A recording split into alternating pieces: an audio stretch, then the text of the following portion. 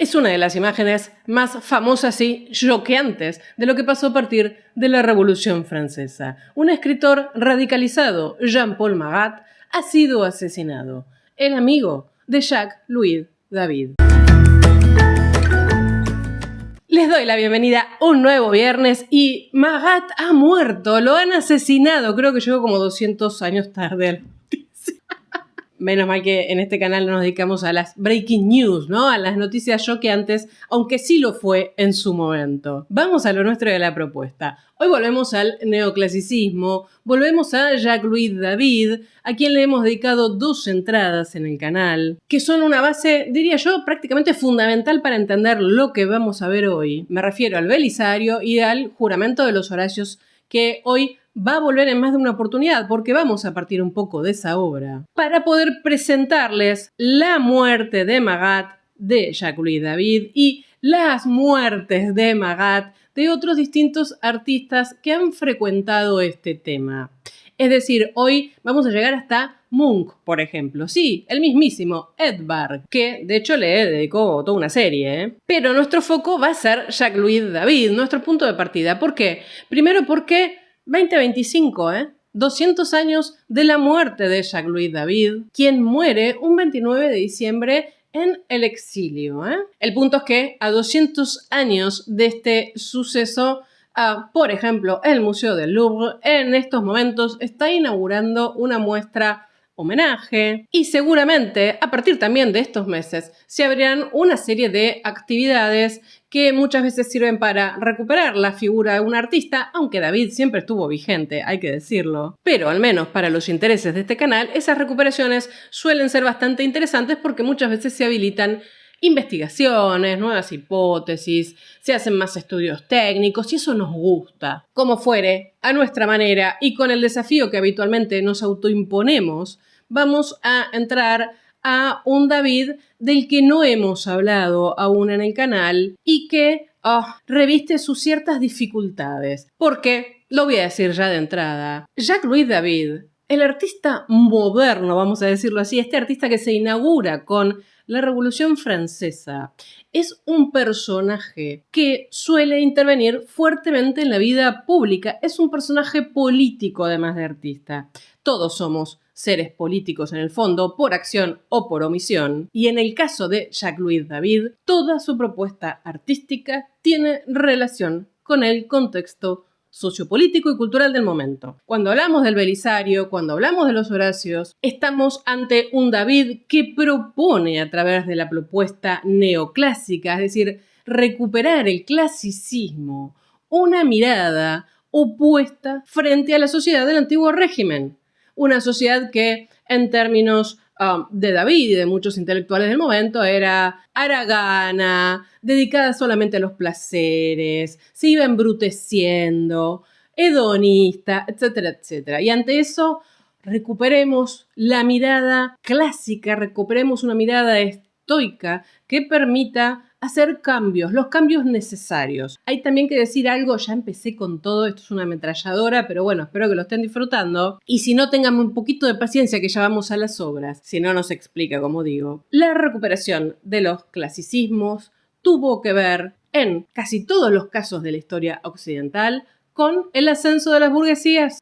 Renacimiento, burguesía comercial y mercantil. Edad moderna, expansión del comercio, ascenso de la industria y la producción. Y en ambos momentos, recuperación del mundo clásico. Esta ecuación se rompe con la decadencia de la burguesía hacia fines del siglo XIX, donde el impresionismo es el único movimiento que responde a los valores burgueses que no está buscando en un clasicismo. Esto podría ser una charla aparte, ¿no? Me lo hacen saber en los comentarios si les interesa relacionar los procesos históricos con lo que sucede en los movimientos artísticos. Sociología del arte pura, sociología de la cultura pura. Y hablando de sociología del arte, hoy vamos a recuperar fuertemente a Antal, ¿no? Ese sociólogo del arte tan interesante que justamente empieza a buscar en los estilos artísticos, en la respuesta de los pintores y de las obras, lo que va sucediendo en el entorno. Entonces ahora, 2 palabras para recuperar al David que conocemos y empezar con toda una narración que espero les interese del episodio de la Huerta de Marat y qué es lo que elige David para representar. Como bien dije, sabemos que el Belisario, que el juramento de los Horacios son obras que responden a una mentalidad por la que está luchando Jacques-Louis David, en el que responde a los intereses burgueses frente a la aristocracia del antiguo régimen. De ahí que si en el Belisario tenemos incluso en el fondo de la obra un pequeño paisaje, algo un poquito más de pincelada suelta, de expresión, en los Horacios ya eso está completamente anulado. Es una obra estricta, contenida, pura composición, puro aspecto formal, a través de lo cual hay un llamamiento a un cambio en la sociedad, a que esa sociedad impulse un cambio que la vuelva heroica, que la vuelva, inclusiva en términos de corramos a la aristocracia, para decirlo claramente, ¿no? Antimonárquica. Esa búsqueda que propone David en relación a la moralidad cívica, al heroísmo. Les recomiendo fuertemente estas dos entradas para que puedan comprender bien desde dónde estamos hablando. Responden a un modelo de ideales en los que tenemos que recuperar las figuras de Rousseau, Montesquieu, Voltaire, Diderot, todos aquellos que van a la historia antigua, preferentemente romana, para ver qué tenía de modélico esa sociedad y qué se puede imitar ante la situación frustrante en la que se vive. La Revolución Francesa es todo un proceso muy complicado, muy conflictivo. Aquí vamos a tratar de tomar los puntos necesarios que nos ayuden a comprender el arte de este momento. ¿Por qué? Y porque pasan cosas contradictorias. El juramento de los Horacios. ¿Para quién fue pintado? ¿Quién lo encargó? El Ministerio de Bellas Artes. Ese estado contra el que estaba disputando David, que era un estado que a partir sobre todo de la figura, miren, nos vamos al siglo XVII, de Luis XIV, comienza a fomentar las artes, crea las academias, da premios a los artistas, les hace encargos, es decir, un estado monárquico absoluto, en el caso de Luis XIV, y que continuará más que tambaleando, que propone todo un marco para que el arte se pueda desarrollar. Es cierto, estamos hablando de un absolutismo ilustrado, que más allá de los vaivenes antojadizos de la monarquía, acompañó todo el proceso del desarrollo de estos artistas, y que trata de alguna manera, incluir ciertas capas de la burguesía y sus ideales como para que justamente no le explote todo, algo que, como ustedes ya sabrán, no logró. Entonces, encarga este tipo de obras a artistas como David en el mismo momento en el que tenemos expresiones absolutamente rococó, pero a fin de mostrar cierta austeridad, cierto interés en una sociedad moralmente deseada, cívica, empieza a dar espacio a estas expresiones que criticaban el poder, pero que de alguna manera todavía contenían el escarnio. Esto hace que la pintura de David rápidamente sea valorada, sea apreciada, sobre todo por las capas medias. Arte que, junto a todo un ideario de proclama política, un poco termina exacerbando las cosas, y todo esto derivará en la Revolución Francesa. Pero claro, simple, sobrio, ideal, ejemplar, el juramento de los Horacios es una obra pre-revolución. Y hoy nos vamos a trasladar a un momento mucho más complicado. La Revolución Francesa ha sucedido. El rey ya se la mandó, ya se quiso escapar. A partir de eso, los revolucionarios se dividen. ¿Qué hacemos con el rey? Habrá posiciones más radicales, habrá posiciones más mesuradas. Y llegamos así, ya rápidamente, a la historia que tengo para contarles. Porque desde lo narrativo vamos a volver más de una vez a la obra de David para tratar de problematizarla, para tratar de profundizar cada vez más en ella. Si esto fuera una crónica, diríamos domingo 13 de julio de 1973, víspera del 4º aniversario de la toma de la Bastilla. Un hombre yace boca abajo en la bañera, con una herida mortal en el costado. En la mano izquierda sostiene una carta y en la derecha una pluma que toca el suelo. Estamos ante una imagen que todos conocemos. Es el famoso Marat, retratado por Jacques-Louis David en una más que célebre pintura que se confeccionó inmediatamente después del brutal asesinato. Para ubicarnos un poco, ¿quién fue Jean-Paul Marat? Un hombre que nace en Suiza en 1743, pero lo que nos interesa de Marat era que fue uno de los promotores de la Revolución Francesa. Cuando estalla la Revolución en 1789, Marat entra de lleno a la arena política, dejando atrás una carrera de filósofo, científico, y su compromiso, además de la actividad en sí, es decir, de poner el cuerpo, por decirlo de alguna manera, tuvo que ver fuertemente con el ámbito de la escritura.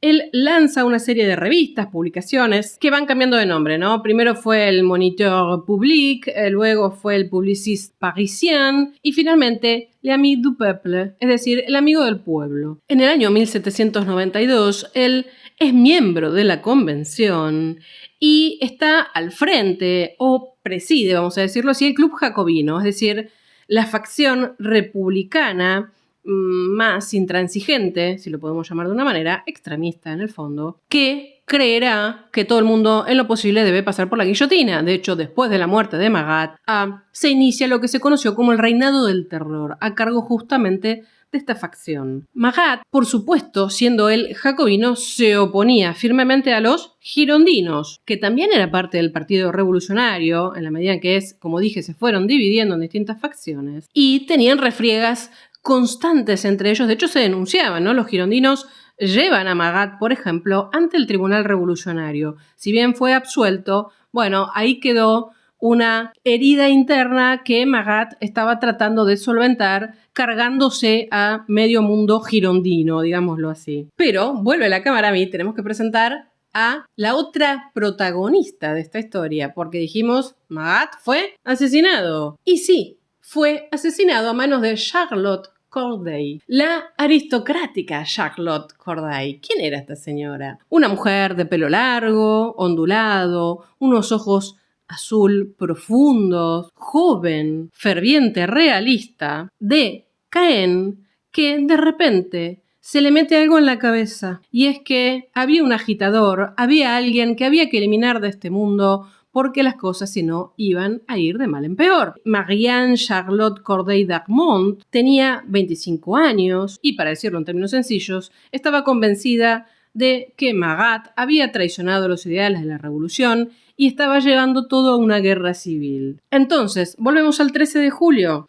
Esta joven girondina, es decir, de la corriente opuesta a Marat y los jacobinos, viaja desde Caen, en la Normandía, a París. Y ya tienen claro por qué viaja y cuál es su objetivo. Intenta contactar allí con un miembro de su propia facción para preguntar sobre la posible presencia de Marat en la convención. Porque la idea de ella era un, asesinato espectacular, ¿no? Vale decir, tratar de apuñalar a Marat delante de todo el mundo, de todos los participantes de la convención, donde estaban todos los grupos. Realmente se decepciona porque Marat no se presenta en ese caso. De hecho, se entera que ya lleva mucho tiempo sin salir de su casa. Un hombre que tiene 50 y tantos años y que tiene determinados problemas de salud, de los que vamos a hablar un poquito más adelante. Entonces, ¿qué decide? Bueno, ir a matarlo. Asesinarlo en su casa. Sin embargo, se queda ella encerrada en su habitación. Está parando en el número 7 del hotel de la Providence y espera hasta el 12 de julio. A las 7 de la mañana sale del hotel, camina por las calles del centro de París para dirigirse a la tienda de Barbin, en el número 177 de la calle de Valois, donde compró un largo cuchillo de cocina. Llega a la Plaza de la Victoria, donde alquila un coche y pide al cochero que la lleve a la Rue des Cordeliers, al número 30 específicamente, en donde vive el ciudadano Marat. Son las 11:30 de la mañana. Charlotte llega a su destino y trata de subir cuando Catherine era la hermana de Simone era la amiga, pareja, una revolucionaria también que estaba con Marat, le dice que Marat está demasiado enfermo, que no va a recibir visitas por lo menos por 4 o 5 días. Charlotte obviamente se frustra nuevamente, regresa a su hotel y empieza a pergeñar otra idea. Es decir, ella tenía en claro que iba a querer matar a Marat y punto. Entonces, prepara una carta donde finge querer contarle los nombres de quienes conspiran contra la revolución en Normandía, de donde era ella. Y le pone: vengo de Caen y tu amor por tu país debería hacerte querer saber de las conspiraciones que lo amenazan. Espero tu respuesta. La carta se entrega en mano, pero no recibe respuesta durante todo el día, con lo cual se empieza a poner ansiosa y le manda un segundo mensaje. Te escribí esta mañana, Magat. ¿Has recibido mi carta?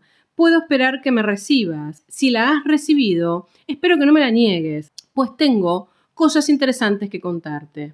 La terrible desgracia que tengo me da derecho a tu protección. Charlotte está convencida esta vez que la van a recibir, se guarda el cuchillo en su pecho, lo tapa con un chal y vuelve a la casa de Magat a las 19, es decir, a las 7 p.m. Esta vez es Simón, es decir, la pareja de Magat, quien la recibe al pie de la escalera, porque la verdad es que le daba mucha curiosidad.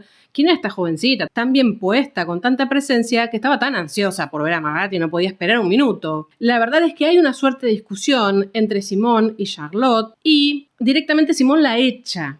Lo cierto es que Charlotte empieza a gritar diciendo que solo le va a dar la lista esa a Magat, porque los girondinos, etcétera, etcétera. Cuestión es que funciona el truco. Magat desde el baño escucha el escandalete, escucha las palabras de Corday y decide recibirla.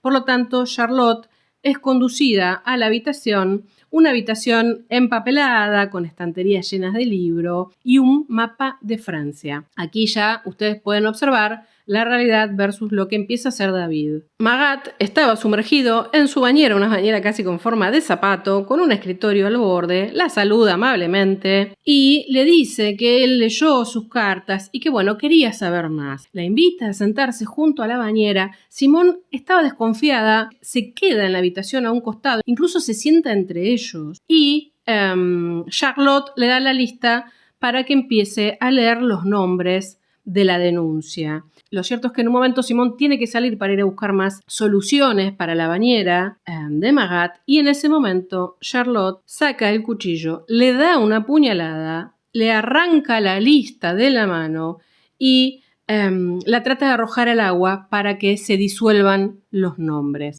Esta historia no termina aquí, pero vamos a tratar de estudiar un poco el cuadro que termina haciendo David. Estamos ante una escena simple.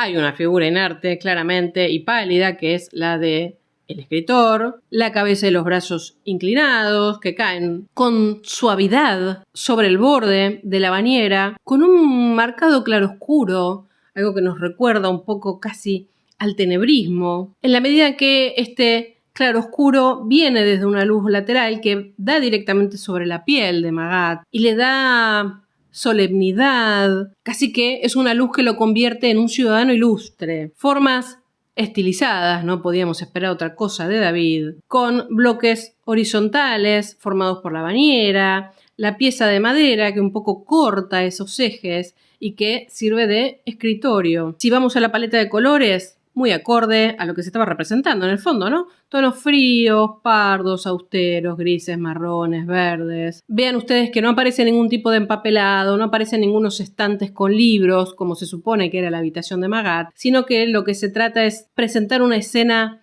mayormente íntima, donde, en fin, este hombre ha muerto. Sabemos que Magat fue apuñalado, es apenas que se ve la herida, incluso no parece inmortal, tal como la ha plasmado David, pero también sabemos que David estaba buscando un efecto aquí, ¿no? Es decir, un poco meternos en este espacio, en esta estancia, en donde estaba el héroe de los jacobinos. De hecho, hacia arriba estamos ante una pared de color verde con una sombra oscura. Es la nada misma, ¿no? Lo único que nos interesa es ese primer plano con Magat. Y justamente es lo que hace David, ¿no? Que nos lleva todo el tiempo a mirar a este personaje porque no hay más. De hecho, hacia donde solo podemos discurrir es hacia ese taburete o soporte de madera que hacía de escritorio. Y ahí encontramos la dedicatoria de David, ¿no? A Magat, haciendo casi de ese cajón de madera en el fondo una lápida prácticamente. Una caja muy sencilla, sin barnizar, que empieza a construir cosas, ¿no? Ya vamos a meternos también en estos detalles. Quiero decir,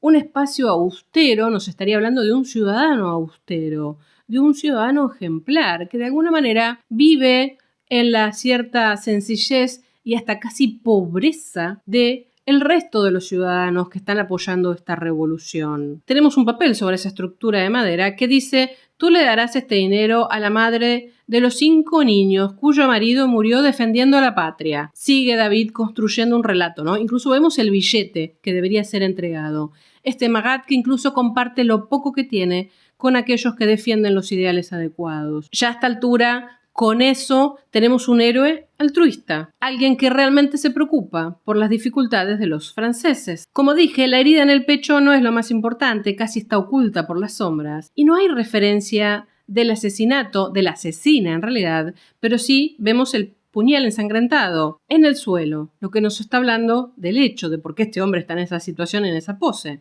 Y luego, ese gesto del que vamos a tener que hablar, ese brazo derecho que se desliza hacia el suelo, rozando casi el margen inferior del cuadro y conteniendo en su mano la pluma que estaba usando para escribir antes de su muerte.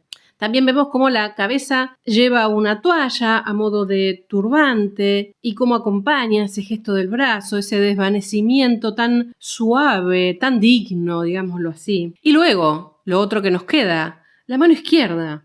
¿Qué tenemos ahí? La petición de la asesina, donde le pide ayuda, ¿no? Y leemos justamente lo que ya hemos repasado. La terrible desgracia que tengo me da derecho a pedir vuestra amabilidad. Depende de cómo se traduzca, ¿no? Carta con la que David llama la atención sobre el hecho, en atención a la fecha y a los sucesos, ¿no? Ahora, este David sigue dignificando a Magat porque tenemos que entender algo. ¿Por qué Magat estaba en la bañera? ¿Por qué Magat no salía hace bastante tiempo de su casa? Y es que era un hombre muy enfermo. Tenía problemas de enfermedad en la piel, por lo tanto tomaba todo el tiempo baños que trataran de aliviarlo. Siempre se habló de una enfermedad de la piel que había contraído en algún momento. Justamente preparando el material para esta entrada, me crucé con una revista médica, dermatológica, que un poco trata de estudiar qué era lo que tenía Magat y arriesga sus hipótesis. Lo que sí sabemos, al menos por los testimonios, es que algunos decían que este hombre había contraído esta enfermedad cuando había sido forzado a esconderse de sus enemigos en las cloacas de París. Más allá del motivo, que ahora vamos a ver qué otras hipótesis hay, realmente Magat vivía prácticamente todo el día en la bañera para poder aliviar esto y se había mandado hacer ese pupitre de madera porque prácticamente trabajaba desde allí, donde tenía todos sus libros, etcétera, etcétera. Lo que sí sabemos es que tenía mucha picazón. Su pareja lo ayuda todo el tiempo con las soluciones de kaolín, de hierbas para disolverlas en el agua. Pero claro, lo que nos está mostrando David acá está bastante lejos de esa realidad, ¿no? La piel de Magat se ve impoluta, cosméticamente impecable, porque claramente David hace acá una opción y es casi presentar a Magat como un joven héroe dormido para que sea recordado así para la posteridad y no como una persona con determinadas enfermedades físicas que encima es asesinado de una manera brutal. Decía que me crucé con esta investigación en donde se arriesgan algunas hipótesis en función de los baños que tenía que tomar Magat y de las sustancias que se ponían en esos baños. Está claro que es un tipo de dermatosis crónica que justamente por eso llevaba a que Magat tuviera ampollas, costras en la piel, realmente sufriría muchísimo y muchos insisten en que esto se inicia en la parte genital, con lo cual se habla de distintas enfermedades infecciosas, ¿no? Sífilis, escabiasis, incluso lepra y otras tantas. Lo que sí es cierto es que hace unos años atrás se trató de tomar ADN de la sangre que había quedado en el papel donde Magat estaba anotando cosas para ver si se podía establecer qué tipo de enfermedad era. La verdad es que se pudieron sacar algunas lecturas de este ADN, como que tenía presencia fúngica, bacteriana, viral, pero no se sabe si eso era directamente algo que tenía que ver con su enfermedad de la piel, porque daría un montón de enfermedades posibles, ¿no? Dermatitis seborreica, dermatitis atópica, acneiforme y tantas otras cosas. Yo estoy siguiendo la publicación, se imaginarán que la medicina no es lo mío, pero me parecía interesante traerlo. También es cierto que a partir de estos estudios se empiezan a arriesgar hipótesis, como que quizás Magat cada vez se volvía más radical y más intolerante a partir de esta enfermedad cutánea que lo irritaba profundamente. Esto lo hacía más violento, menos tolerante. La verdad es que estaba rodeado de otros tantos intolerantes que no tenían enfermedades cutáneas, con lo cual a veces estas cosas un poco pecan de exageración, pero a los fines simbólicos vemos a un Magat impoluto. ¿Y cómo sigue esta historia? ¿Qué pasa en el momento en el que asesinan a Magat? Simone, la pareja de Magat, escucha la refriega, vuelve corriendo y ve la sangre brotando en el agua. Charlotte, que estaba relativamente paralizada, en ese momento reacciona, trata de escapar, un poco aprovechando la confusión y el caos, y Simone empieza a gritar ahí para que la detengan. Uno de los ayudantes de Magat, Laurent Bass, la detiene y se da aviso a la policía, a lo que acude el comisario Guellard. Ya se imaginan, se extiende como reguero al instante que Magat ha sido asesinado, con lo cual se congrega una multitud en la puerta de la casa de este hombre, tratando de linchar a Charlotte, es decir, a la asesina. Pero la policía la protege porque estaba más que interesada en detenerla para saber si le podía arrancar confesiones, no solamente de nombre, sino de quién la había mandado. Nadie creía inicialmente que esta muchachita, porque se le ocurrió, porque tuvo un brote psicótico, fue a matar a Magat y nada más. La verdad es que logran rescatar a esta chica y llevarla a la cárcel de Abaye, y ahí es interrogada. No niega el delito, pero sostuvo todo el tiempo que actuó sola. Nadie la había mandado. Miren, si hay algo que trataron de hacer durante unos cuantos días, es de sacarle una confesión a esta mujer de algún nombre. No lo lograron. ¿Por qué? Bueno, por un poco de todo. Quiero decir, primero, estos hombres no podían creer que una mujer joven y sola pudiera haber ideado todo este plan para asesinar a Magat. Finalmente, el 16 de julio, es decir, poquitos días después, como ustedes verán, es trasladada a la conciergerie y el 17 de julio, a las 8 de la mañana, es presentada, es decir, comparece ante el Tribunal Revolucionario, a donde declara que ella era consciente de su crimen y que se sentía orgullosa de haberlo matado.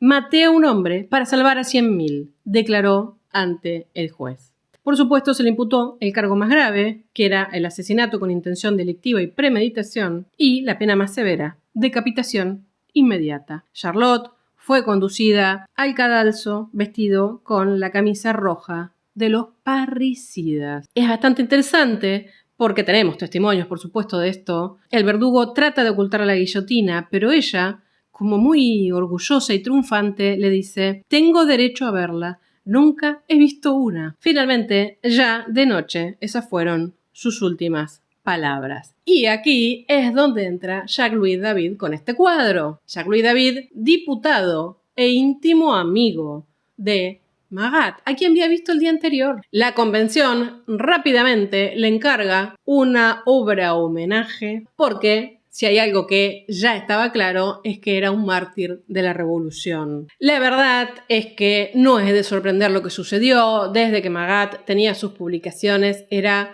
cada vez más furibundo en sus denuncias y, por supuesto, encargar un cuadro que lo recordara de alguna manera seguía la misma línea que había seguido la revolución en términos de propaganda, en un momento en el que David era el artista más destacado, estaba en la cresta de la ola y realmente el encargo lo ejecutó rápidamente. Para octubre ya estaba terminado y le dio un cariz que, como vemos, tenemos que volver a pensar en el mensaje, ¿no? También pensar en David y en este momento político tan particular. Sabemos que estamos ante un cuadro que no representa del todo la escena real, es decir, hay como una suerte de síntesis de todo lo que sucedió allí, no pretende un rigor histórico detallista, sino justamente conmemorar un hecho, sin darle ningún tipo de protagonismo a quienes cometieron el asesinato. No hay conmoción, no hay drama. En todo caso, lo que nos pone inteligentemente David adelante es tragedia, es algo sublime, es una imagen atemporal, es una imagen silenciosa. El cuchillo mismo, veámoslo, está en la sombra, a un costado, en el suelo. ¿Qué es lo que más destaca de todo esto? El tintero que está sobre este armario, este mueble de madera, el grabado de la dedicatoria personal de David, esa luz que recorre todo el espacio, el cuerpo, el fondo, dando teatralidad a la escena. Una teatralidad absolutamente sobria, que nos habla de la integridad y de la virtud del retratado. David reserva para la asesina de Magat una damnatio memoriae, en el fondo, de alguna manera. Simplemente no le da lugar, aunque sí está presentando la segunda carta, la carta del engaño, la carta del truco. Marat, a pesar de estar muerto ya, como lo vemos, tiene la carta en la mano y la pluma. Y hay algo interesante que sucede, y es que si alguno de ustedes pudo observar esta obra in situ en los Museos Reales de Bellas Artes de Bélgica, yo hice el ejercicio y es tal cual. Todos los que nos parábamos delante del cuadro de Marat, ponemos la cabeza hacia la izquierda para poder observar ese decaimiento del personaje. Es calcado, es literal. Y el brazo ese caído, el brazo inerte. David no deja de ser un gran artista y los grandes artistas, si algo que hacen es estudiar y respetar a los grandes maestros. Es el brazo que podemos ver en el Cristo muerto de la Piedad de Miguel Ángel. Pero no solo ahí, porque otros artistas después también homenajearon a Miguel Ángel. Y me refiero al entierro de Cristo de Rafael. Y no solo ahí, sino que siguieron homenajeando a Miguel Ángel, como en el caso de Caravaggio, de quien hoy hablamos en relación al tipo de luz, con este descendimiento. Un brazo que tiene muchísima historia en la historia del arte. Como fuere, David logra esta intención simbólica y propagandística de una manera increíble y además él mismo como artista entroncando con la tradición que más admiraba en el fondo, ¿no? De hecho, el propio David mismo, situando a este sujeto a su contemporáneo, a alguien que había visto horas antes, dijo: pensé que sería interesante mostrarlo tal como lo encontré, escribiendo para la felicidad y el bienestar del pueblo. Y claro, si David quería hacer que este personaje fuera un héroe, no podía trivializarlo, no podía poner ruidos, tenía que hacer gala, por un lado de la tradición y por otro lado de la austeridad solemne necesaria. Y pensémoslo un poco más, Magat está desnudo, aprovechando esto del baño, etcétera, etcétera. David encuentra una excusa para él desnudo heroico. Y ahora es interesante porque la muerte de Magat de Jacques-Louis David es el punto de vista, primero, de un amigo, de un compañero político, de alguien que creía en los ideales de Magat, y me refiero a David. Es decir, David procura hacer de su amigo un mártir, un héroe. Ahora, hay otros puntos de vista, y acá es donde empezamos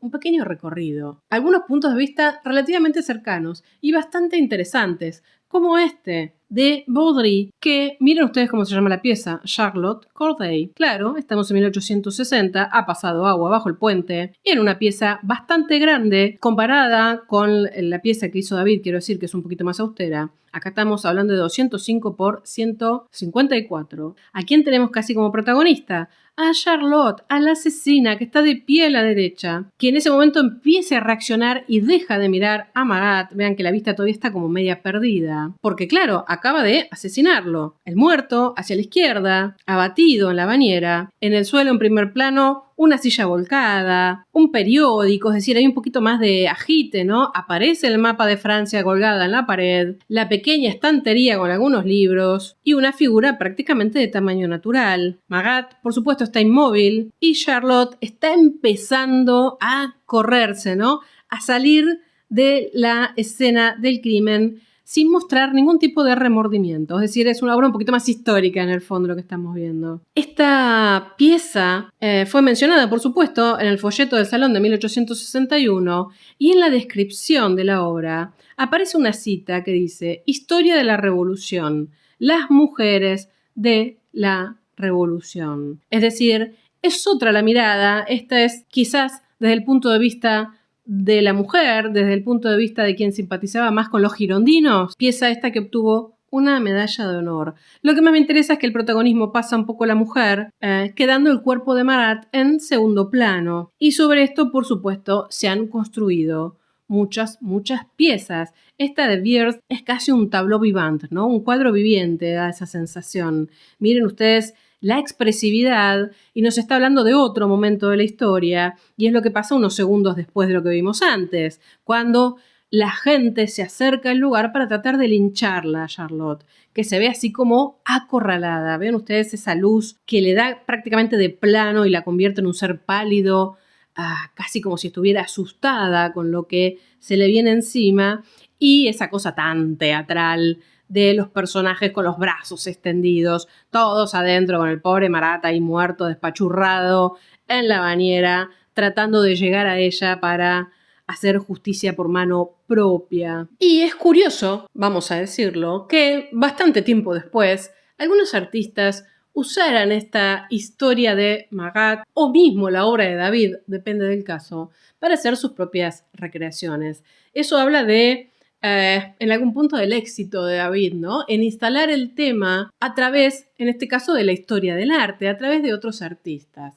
Edvard Munch, un tipo bastante particular, les recomiendo la entrada que tenemos de él para tratar de entrar un poco en su psiquis, en otro momento de la historia, y a partir de una mirada muy personal, hace una serie de cuadros en relación a esto. Algunos se titulan La muerte de Marat, otros hablan de La asesina. Munch con una mirada, mientras vamos observando, muy particular, en donde de repente entra con este tema y lo ejercita, lo recupera, lo piensa, porque en algún punto el tema de la muerte de Marat termina fascinando a muchos artistas y le da, por supuesto, su propio vuelco. Las obras que vamos a estar viendo están en buena medida en el Museo Munch en Oslo. Ahora, hay que decir algo mientras las vamos pasando, y es que, como ustedes verán, si hay algo que no le interesaba a Munch era la muerte de Marat, vamos a decirlo así. Realmente creo que usa la cosa plástica de toda esta historia y no necesariamente pone en ello una mirada política en relación a la Revolución Francesa, ni mucho menos.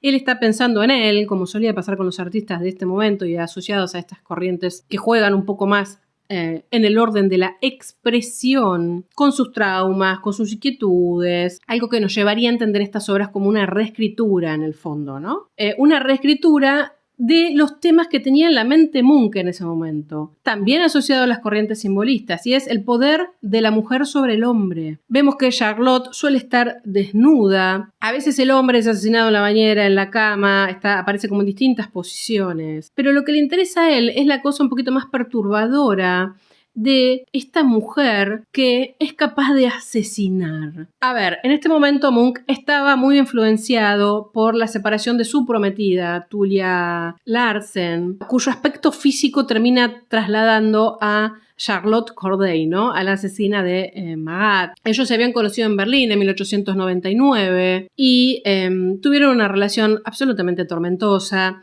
La mujer, Larsen, era de una clase bastante acomodada, un espíritu libre, hacía lo que se le daba la gana, pero quería casarse con Munch.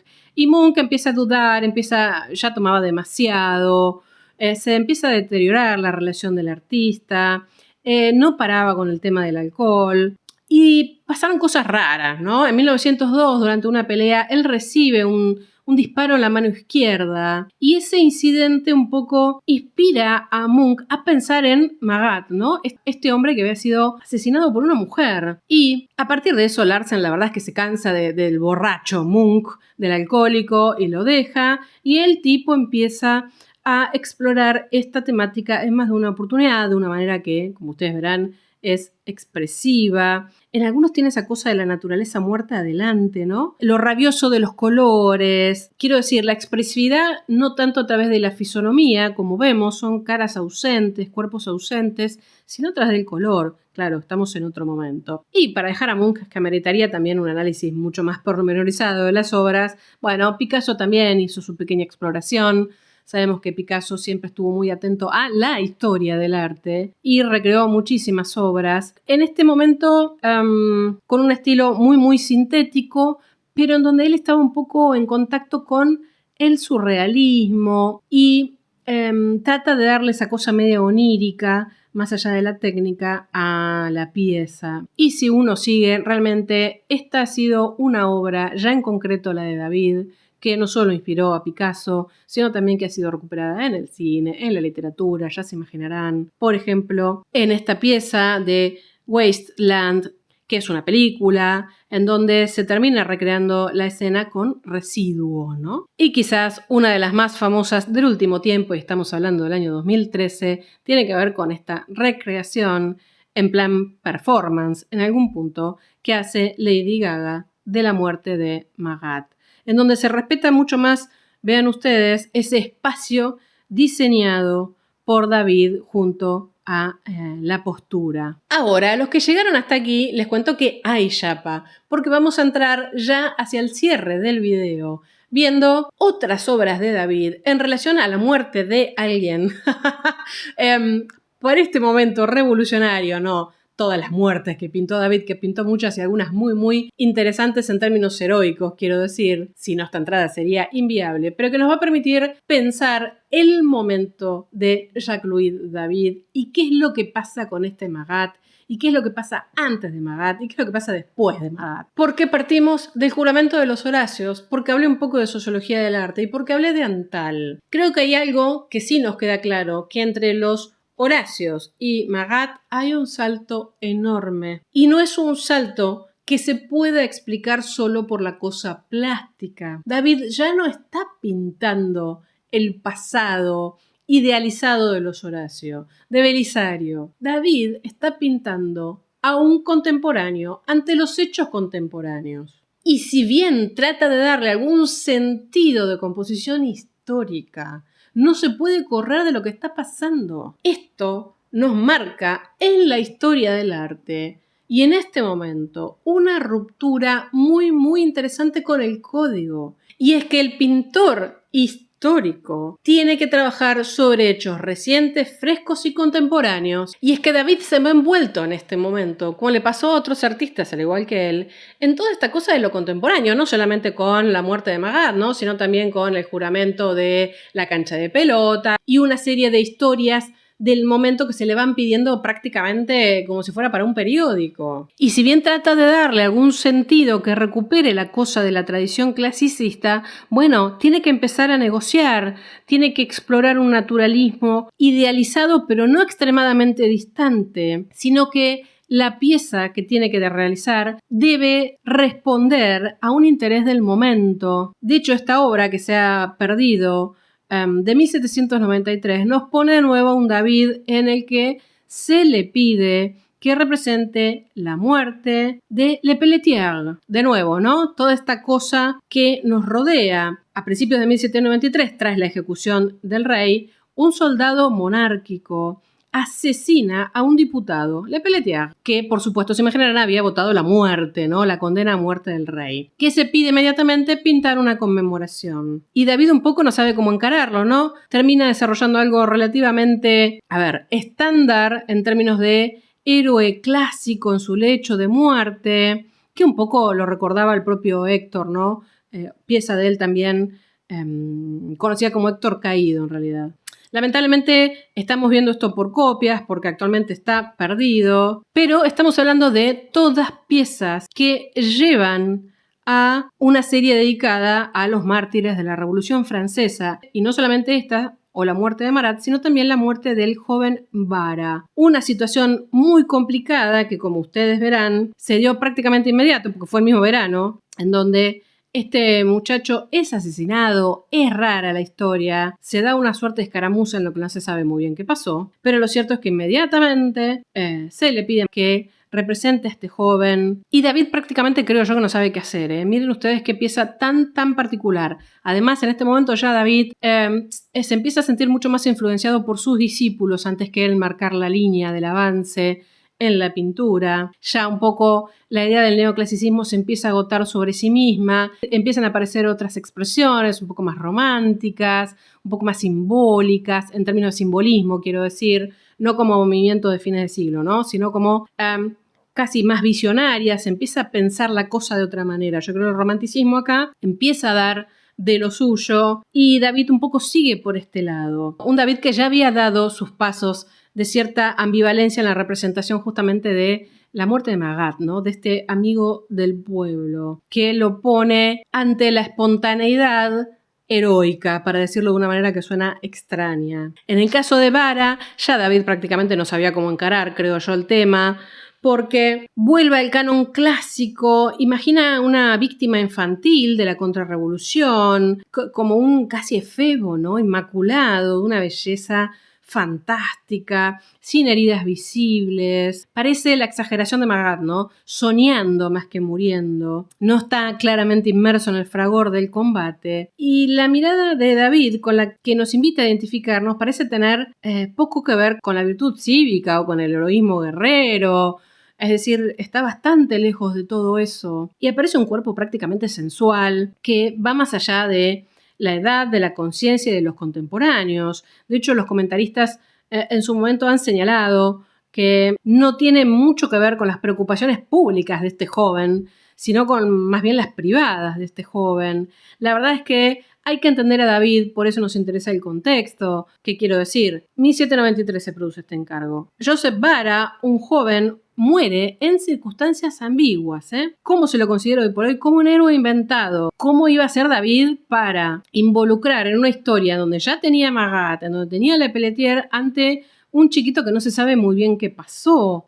Casi fue impuesto por el propio Robespierre, ¿no? Y David no sabía muy bien qué representar de esto, entonces le parecía casi un acto medio de bravuconería. Ahora, ¿qué pasa? Claro, Maximilien Robespierre le hizo toda la historia como que este muchacho respondió a uno que gritaba ¡Viva el rey! Con su propio grito de ¡Viva la República! Y en ese momento lo matan y dicen, ¿no? Francia, la Revolución Francesa, de alguna manera se merece un héroe de 13 o 14 años. Y ya esta pieza, honestamente, tiene mucho más que ver con la influencia de los discípulos de David que con David mismo, algo que podría ser una entrada muy interesante a futuro. Háganme saber en los comentarios qué les parecería. Porque así como el pleno Renacimiento, el neoclasicismo tuvo un derrotero muy corto en términos de tiempo. Rápidamente, ya los propios alumnos de David entran en otro plano. Y un poco en esta última pieza se puede ver. Pero eso excede la entrada del día de hoy. La verdad es que hablemos de lo que logró David con esta pieza y con este desafío de lo heroico dentro de lo contemporáneo. Y tiene que ver con que, más allá de la cosa histórica en sí, es una imagen que ha trascendido, que ha entrado en el mundo de la tradición artística y en el mundo del imaginario por parte del público. Casi que todos tenemos en mente, sin verla necesariamente, la muerte de Magat. Lo que equivale a decir que este hombre, qué artista y qué efectivo para, con tamaña sutileza, lograr todo lo que se esperaba de él. Entonces, hasta aquí la entrada del día de hoy. Espero les haya gustado este recorrido. Si les gustaría que profundicemos en alguna de todas las cosas que estuvimos charlando, bienvenido, los estaré leyendo atentamente. Ya saben, apoyan este contenido suscribiéndose al canal, que es gratuito, regalándome un like, dejándome sus comentarios. Por lo demás, y durante la semana tienen mis contactos de redes. Con muchos de ustedes, además de la trivia de los domingos, charloteamos por allí. La página web en donde pueden suscribirse también para estar al tanto de futuras actividades, cursos, charlas gratuitas. Y nos vemos el próximo viernes. ¡Adiós!